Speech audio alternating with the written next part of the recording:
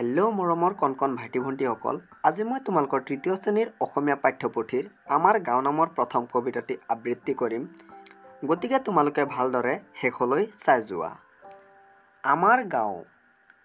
শুৱনি আমাৰ ভৰা গাঁওখনি, শুৱনি আমাৰ ঘৰ, পদূলিমুখত গধূলি গোপাল, ফুলি থাকে মনোহৰ। শুৱনি আমাৰ ভৰা বাৰীখন, শুৱনি তামোল পাণ, শুৱনি আমাৰ সোণালী পথাৰ, ভৰি পৰে পকা ধান। শুৱনি আমাৰ গাঁৱৰ পুখুৰী, ৰাজহাঁহ চৰে তাত, শুৱনি আমাৰ ঔগছ জুপি, মৌৱে বাঁহ লয় গাত। শুৱনি আমাৰ গাঁৱৰ চৰাই, শুৱনি গছৰ ফুল, শুৱনি আমাৰ ৰচকী পখিলা, বাটৰুৱা যায় ভুল।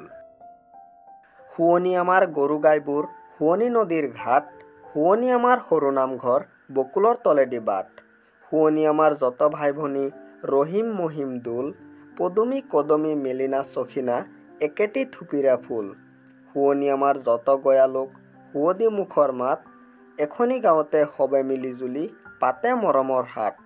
কবি অতুল চন্দ্ৰ হাজৰিকা। ভাইটি ভণ্টিসকল, হয়তো তোমালোকে কবিতাটো ভালদৰে বুজি পাইছা। এতিয়া তোমালোকে নিজে পঢ়িবলৈ চেষ্টা কৰা। ইয়াৰ পৰৱৰ্তী ভিডিঅ'ত আমি এই কবিতাটোৰ প্ৰশ্ন উত্তৰসমূহ আলোচনা কৰিম। গতিকে তোমালোকে চেনেলটো ছাবস্ক্ৰাইব কৰি লোৱা আৰু ভিডিঅ'টোত এটা লাইক কৰি দিয়া। Thank U.